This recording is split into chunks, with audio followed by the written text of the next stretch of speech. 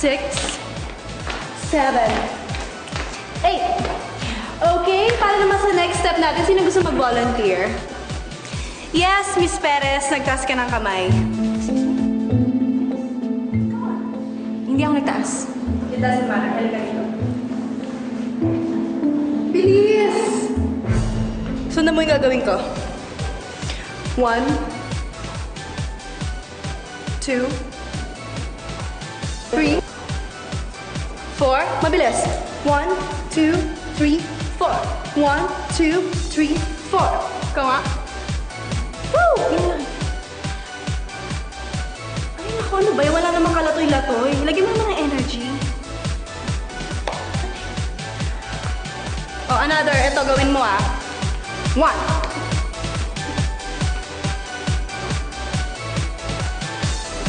Ano yan? Ulitin mo. From the top. Yung ganon.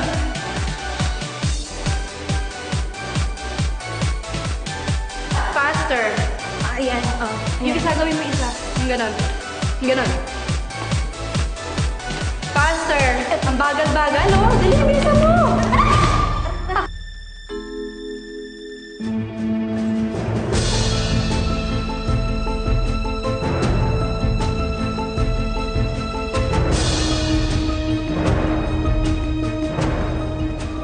Sinasadya mo yun, no?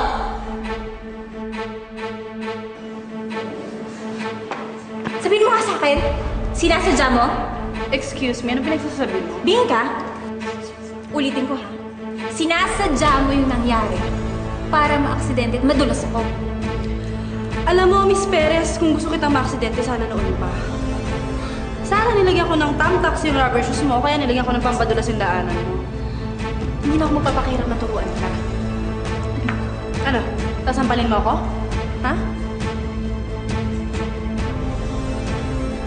Hindi na. Pero bala ko.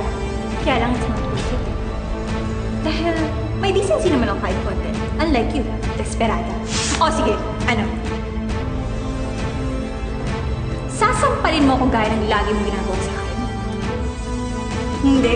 Sasakaling kita! Halika rito! Isudyate ka lang iba! Isudyate ka lang iba!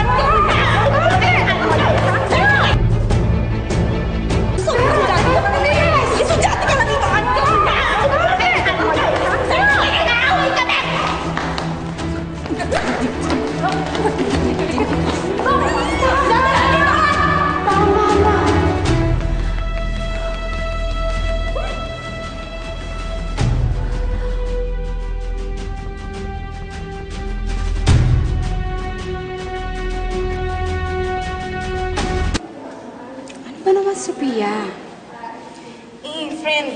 Siya kasi unang umamba sa akin eh. Papatalo ba naman ako? Ano yung sinasabi niyang pinapahirapan mo siya sa steps? Sinisingle out ko pa. Mali yun. Form of bullying yun. Hindi matinong mentor ang gawin niya sa student niya. Ang pahirapan. Bakit? Tama rin ba na kumabit siya sa may asawa na may asawa? Sophia, eto naman mas nagtotoo. Trabaho na to.